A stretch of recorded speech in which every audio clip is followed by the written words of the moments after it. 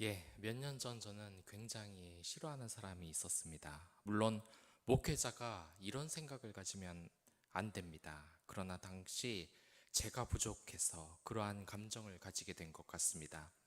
한 아이를 가르쳤는데 활발하고 잘 참여했습니다. 그런데 그 아이가 제가 미워했던 사람의 딸이라는 것을 알게 됐습니다. 여러분들이라면 어떻게 하시겠습니까? 이 아이를 그래도 똑같이 좋아하시겠습니까? 아니면 이 아이에 대한 이 태도가 달라지시겠습니까? 저는 그때 좋지 못한 행동을 했습니다. 이 아이 아버지가 워낙에 싫었기에 딸을 보고 뭐라 하지는 않았지만 일부러 거리를 좀 두었어요. 생각을 해보면 아이들도 다 아는데 그 아이도 제가 거리를 두는 걸 느꼈을 것 같습니다. 이 아이에게 참 미안하고 사과하고 싶습니다. 또한 저를 힘들게 하는 사람일지라도 사랑을 가지고 제가 더 나아져야 하는데 그분에게도 미안한 감정이 듭니다. 이 4절 5절에서 원수의 길 잃은 소나 나귀를 보면 반드시 그 주인에게 돌려주라고 합니다. 이에 대한 해석이 있습니다. 어떤 사람들은 다른 사람의 재산권을 인정해 주는 것으로 해석을 합니다. 하지만 전체적인 문맥으로 봤을 때는 그것보다 짐승에 대해서도 긍휼을 베풀어야 할 것을 말하는 겁니다. 어떠한 편견 없이 말이죠. 이 짐승이 주인의 손을 떠났다는 것은 이제 생명에 대한 보장이 없다는 의미입니다. 주인에게 버림받은 고양이를 한번 본 적이 있는데 얼마나 서럽게 우는지 그 아기 고양이를 부르자 저에게 다가오는데 이 동물에게 정말 사랑을 줘야겠다는 생각을 했습니다. 이 눈빛을 보니까 그동안 혼자여서 얼마나 무서웠을지 이 긍휼한 마음이 들더라고요. 하나님은 이러한 짐승의 마음까지 돌보시고 짐승의 생존권까지 돌보시는 분입니다. 이 땅에 태어난 모든 생명체는 존재 의미를 가집니다. 그리고 살아있을 당위성을 가지고 있습니다. 하나님의 원리 아래 모든 생명체를 존중하고 사랑을 해야 하는 것입니다. 그러나 저는 개인적인 감정 때문에 한참 자라는 아이에게 후회할 짓을 했습니다. 나쁜 짓은 안 했지만 일정한 거리를 둔 것이죠. 이에 대해서 항상 하나님과 그 아이와 아버지에게 미안하게 생각을 하고 있습니다. 그리고 모든 영혼을 사랑하는 사역자가 될 것을 다짐합니다. 오늘 내용 1절부터 9절까지는 재판을 할 때 발생할 수 있는 부당함을 엄격하게 금지하고 있는 부분입니다. 나누어 본다면 거짓 증언 금지가 3절까지의 내용이고 4절, 5절은 적대자의 재산권 보호, 그리고 6절에서 9절까지는 공정한 재판에 대해서 이야기를 하고 있습니다. 한 사회가 정의를 구현하기 위해서 하나님의 원리 아래 공정한 재판을 해야 하는 것입니다. 결코 권력이나 여론의 압박으로 잘못된 판결을 내려서는 안 되는 겁니다.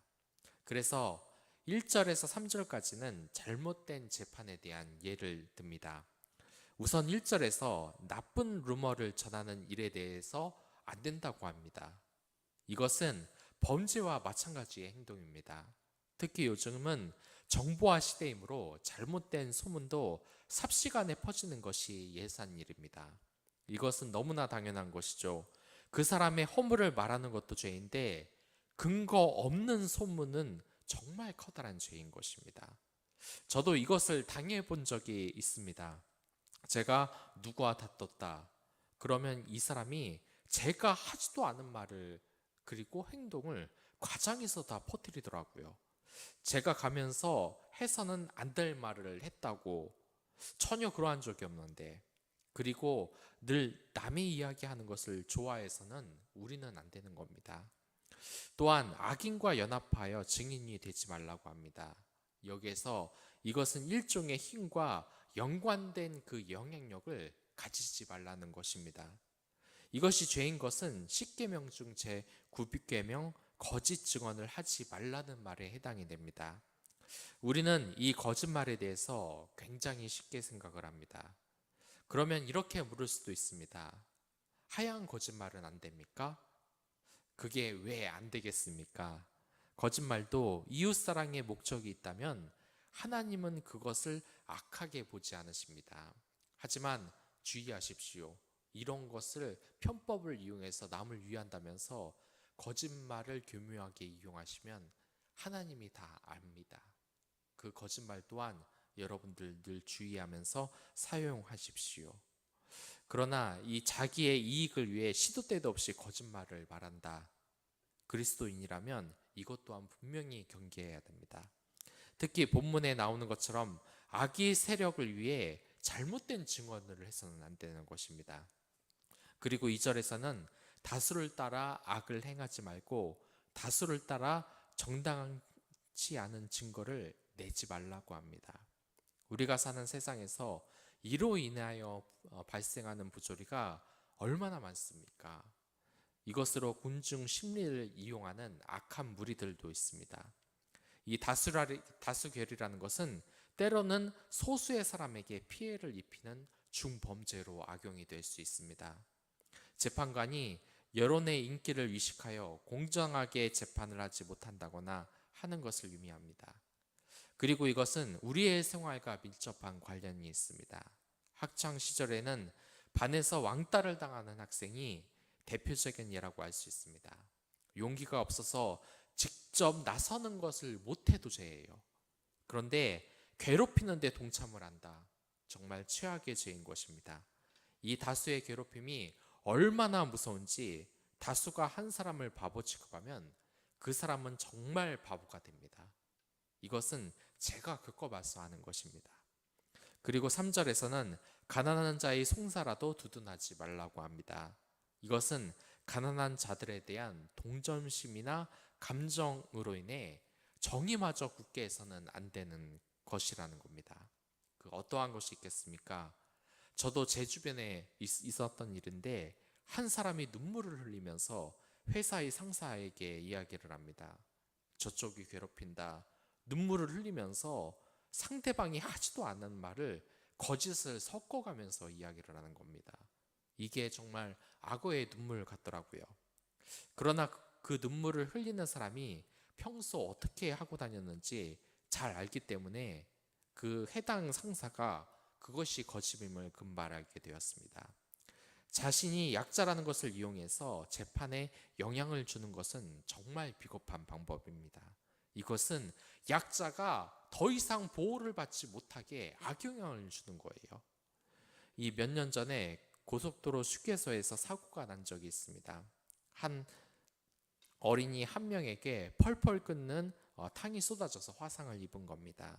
이 해당 부모님은 인터넷에 글을 올려 어떤 어른이 아이에게 실수로 탕을 쏟아붓고 양심도 없이 도망쳤다고 말을 했습니다. 이 CCTV를 본 결과 이 사람이 곧바로 누구인지 밝혀지는 것은 시간 문제였습니다. 여론은 일방적으로 이 어른을 비난했습니다. 하지만 나중에 알고 보니 이 어른이 부주의했던 것이 아니라 이 어린이가 뛰어다니면서 탕을 쏟도록 원인을 제공한 것이 밝혀졌어요. 즉 뛰어서는 안 될 곳에서 어린이가 뛴 것이 잘못이라는 겁니다. 더군다나 이 아이가 황급히 갔기에 자신은 이 어린이를 붙잡을 새도 없었다고 이야기를 합니다. 이런 것 같은 경우에도 특별히 약자가 아닌데도 이렇게 얼마나 학부모에게 그렇게 일방적으로 비난을 받을 수 있나요? 이 교육의 현장에서도 마찬가지입니다. 예전에 선생님이 부당한 학생을 체벌하게 되는 경우가 많습니다. 하지만 이제 반대의 경우가 굉장히 많아요. 선생님이 조금만 뭐라 하고 말을 잘못하면 학부모들이 대놓고 화를 내는 경우가 그것입니다. 또한 이 학교뿐만이 아니에요. 이 학교뿐만이 아니라 학원이나 아니면 어린이집에서는 이 선생님들이 그래도 부모님들의 이 돈을 받고 생계를 유지한다는 그런 점 때문에 학부모가 갑이 되는 경우가 굉장히 많습니다.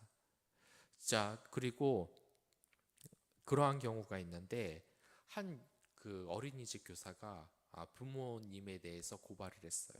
그 해당 문자를 공개를 했는데 정말 이건 사람이 아닐 정도로 참견을 하더라고요.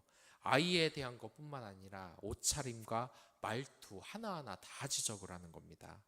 이렇게 약자를 괴롭히는 것은 절대로 하나님이 그냥 넘어가시는 죄가 아니라는 겁니다. 여러분들, 그리고 여기서 보시면 알겠지만 여기서는 종교법, 도덕법을 다루다가 이제 인간의 일상에서 나타나는 법정 시비에 대해서도 하나님이 모조리 기록하셨다는 것을 여러분 알 겁니다. 그러니까 정리해서 1절에서 3절까지는 거짓 증언을 금지하라는 것, 이 거짓 증언의 역사를 보면 어디까지 올라갑니까? 바로 사단이 그 시초라고 할 수 있습니다. 최초의 사단은 뱀의 모습을 하고 나타났습니다. 그리고 우리에게 하나님에 대한 악성 루머를 퍼뜨렸어요. 하나님이 우리에게 선악과를 허락하지 않은 이유가 하나님의 영광에 도전하는 죄를 짓지 말라는 뜻이었습니다. 하지만 이 사단은 하나님이 그러한 힘을 나눠 갖기 싫기 때문에 그렇게 거짓말을 했다고 이야기를 하죠. 이 세상에 선악을 판단하는 잣대는 오직 하나님만 가지고 계시는 겁니다. 인간이 다른 사람을 정죄하거나 너 잘못됐어, 너 정도면 괜찮아 하면 그런 권리가 없다는 겁니다. 그러나 인간은 죄를 짓고 맙니다. 스스로 선악과를 먹고 자기 스스로 선악을 판단하는 죄를 짓고 맙니다. 이러한 악성 루머는 현재에도 계속되고 있습니다. 혹시 가짜 뉴스라고 들어보셨습니까? 이것은 도널드 트럼프 대통령이 CNN, 뉴욕 타임즈, 워싱턴 포스트와 같은 아주 이렇게 공신력이 있는 언론사를 페이크 뉴스라고 말하면서 이 가짜 뉴스를 믿지 말라, 그 말에서 유래가 됐습니다. 그래서 이와 동시에 한국에서도 가짜 뉴스란 말이 유행처럼 번지기 시작했습니다. 그러면 왜 우리는 악성 루머, 이 가짜 뉴스를 조심해야 될까요? 먼저 이것은 정준희 언론정보학 교수는 이렇게 말했습니다. 먼저 누구나 생산을 할 수 있기 때문입니다. 시대가 변했기에 이 가짜 뉴스의 파급력이 엄청나게 커졌습니다. 예전에 이 세상에 뉴스를 만들어낼 수 있는 사람들은, 그런 언론의 힘을 가진 사람들은 왕이었고, 이제는 전문적인 저널리스트였지만 이제는 바뀌었어요. 지금 이 시점에서는 바뀌어서 정보를 누구나 생산할 수 있기에 책임감 없이 허위 정보를 퍼뜨리는 일이 가능해졌습니다. 그리고 두 번째로 이제 그래픽 기술이 발전했기 때문에 조작이 더 쉬워졌다는 겁니다. 이것을 딥페이크 기술이라고 하는데, 얼마 전 한 유튜버가 알려지면서 화제가 됐습니다. 보니까 얼굴이 그대로 나오는데 사실 그 얼굴이 아닙니다. 이게 무슨 말이냐면 딥페이크 기술을 이용하여 이 얼굴을 컴퓨터 그래픽으로 바꿔버린 겁니다. 그래서 자신의 부족한 외모를 가리는 용도로 사용을 했어요. 이것이 좋은 면에 쓰이는 것도 있습니다. 이미 사망한 사람의 얼굴을 재현해 가족을 위로할 수 있습니다. 또한 추억을 소환해 새로운 감동을 만들 수 있습니다. 또한 신원 보호가 필요한 사람들의 안전장치가 될 수 있어요. 또한 더 발달한다면 정교한 동영상 제작이 가능도 하고, 우리가 영화 주인공의 얼굴을 영화 주인공으로서 이 딥페이크를 주인공으로 출연을 할 수도 있다는 겁니다. 하지만 악용이 될 수 있습니다. 현재는 성착취 동영상을 제작하여 악성으로 사람의 얼굴을 합성하여 이 안 좋은 역상을 퍼뜨리는 겁니다. 그리고 더 발달할 경우 진짜와 가짜를 구분할 수 없는 위험성이 있습니다. 이것이 정치적 목적으로 이어지거나 범죄로 악용되는 사례가 나올 가능성이 정말 많습니다. 그리고 세 번째로 이 가짜 뉴스를 누가 만들었는지, 누가 어떤 목적으로 퍼뜨리고 있는지 찾아내기가 굉장히 어렵다는 겁니다. 여러분들도 겪으셨을 겁니다. 이 남북 관계가 긴장 상태에 있는데 전쟁이 터졌다고 예비역들은 지금 동사무소로 가야 한다는 문자가 온 적이 있습니다. 또한 코로나로 악성 루머를 퍼뜨려서 사람들에게 공포감을 조성한 사건도 있었습니다. 많은 사람들이 이 루머로 불쾌감을 느꼈어요. 그러나 문제가 있는데 도대체 누가 퍼뜨렸는지를 모른다는 겁니다. 그리고 이러한 가짜 뉴스를 순간순간 구별할 수 있는 능력이 사람에겐 없다는 겁니다. 심지어 전문가조차도, 아주 잘 훈련을 받은 사람조차도 많은 체크를 하지 않는 이상은 속아 넘어갈 수밖에 없습니다. 하지만 이러한 죄를 하나님이 모르실 리가 없습니다. 가짜 뉴스와 루머는 분명히 죄라는 것을 명심하시기 바랍니다. 그리고 4절 5절에서는 앞서 이야기한 것과 같은 내용이 나옵니다. 주인이 싫다고 짐승까지 편견을 가지면 안 되는 것입니다. 짐승조차 생명이기 때문입니다. 가령 공경에 처한 사람이 일본인이다, 중국인이다 하면 그 사람을 안 도와주면 이게 정상이라고 할 수 있겠습니까? 지금 유럽에서도 비정상적인 일이 생기고 있습니다. 코로나에 대한 분노를 동양인에게 쏟아붓는 것입니다. 또한 뇌물을 받지 말고 애굽에서 노예였던 것을 기억해 이방 나그네를 선대해야 함을 이야기합니다. 이 나그네의 사정을 아는 이스라엘은 마땅히 자신이 속한 약자들도 안식을 누리도록 배려해 주어야 합니다. 지금도 마찬가지입니다. 이 바쁘게 살아가는 현대인들에게 휴식은 꼭 필요한 겁니다. 이 휴식을 통해 육체의 피로를 회복하고 맑은 정신을 가질 수 있기 때문입니다. 이러한 휴식의 여유가 없으면 정말 안 됩니다. 여기 본문은 이스라엘 백성뿐 아니라 모든 인간과 자연과 동물도 안식할 것을 명령하고 있습니다. 이 하나님은 안식 절기를 통해 가난한 자들, 여종의 자식, 나그네, 짐승에 이르기까지 온전한 쉼을 누리게 하시는 분입니다. 그리고 여기에서 일에 대해서 어떠한 원칙을 설명하고 있습니다.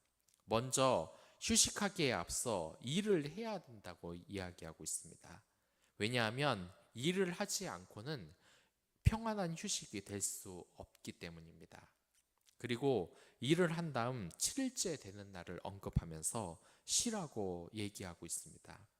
그리고 이것은 우리가 누리게 될 영원한 안식을 깨닫는 의미가 있어요. 예전에 우리나라는 주말 주일을 당연히 일하는 분위기로 몰아가는 것이 많았습니다. 일단 학교만 해도 고등학교에 진학하면 밤을 새워야만 집에 갈 수 있었습니다. 이 야간 자율학습에 대한 동의서를 받는데 사실 강제로 하는 거죠. 그때 제가 마음이 많이 힘들었습니다. 그리고 토요일이나 주일에도 이 학교에 나와서 자율학습을 시켰었어요. 그리고 더욱더 힘든 것은 성인이 되어서도 대부분의 직장이 월화수목금금의 시간표를 가지고 있다는 겁니다. 도대체 퇴근 시간이 되어도 집에 갈 생각을 하지 않는 상사나 이 주일이 됐는데도 출근이 당연하다는 듯이 몰아붙이는 분위기가 왜 나왔는지 저는 정말 적응하기가 힘들었습니다. 이건 쉬어야 하는 날에 쉬지 못하니 뭔가 마음이 힘든 것은 너무나 당연한 겁니다. 또한 이 주일에 교회에 가서 쉼을 누리라고 하는데 많은 선생님들이나 구역장들은 예배가 노동이고 봉사가 노동이라고 생각을 하는 경우도 있습니다. 이 주일은 하나님께 진심으로 마음을 드리고 영광을 돌리며 안식을 하는 의미가 있습니다. 이 기쁨으로 하는 것이죠. 그리고 이 안식일이라는 것은 이 세상의 모든 피조물이 함께 해야 의미가 있습니다. 제가 사람을 통해서 들었기 때문에 정확하지 않을 수도 있지만 장로님이 사업체에서 크리스마스 날에도 직원들에게 근무를 시켰다고 합니다. 이게 사실이라면 잘못일까요? 아닐까요? 분명히 잘못입니다. 사업을 하다 보면 정말 어쩔 수 없이 휴일이나 주일에도 근무를 해야 할 상황이 오긴 합니다. 정말 어쩔 수 없이 그랬다면은 이것에 대해서 하나님에게 정말 죄송하다고 말을 하고 회개 기도를 하고 다음부터 그런 상황이 발생하지 않게 해야 되는 겁니다. 왜 그러느냐? 이 사회적 약자들에게는 이 안식일이 너무나 중요하기 때문이에요. 일을 우선하고 이들에게 노동을 강요하면 그들은 정신적으로나 육체적으로나 반드시 문제가 생기게 되어 있습니다. 또한 사회적 약자에게 안식일을 즐기게 한다는 부분을 정확하게 이해해야 합니다. 예수님이 안식일에도 병자들을 고친 이유가 이것입니다. 약자들에게 진정한 안식을 주기 위해 하나님의 아들이 일을 하신 겁니다.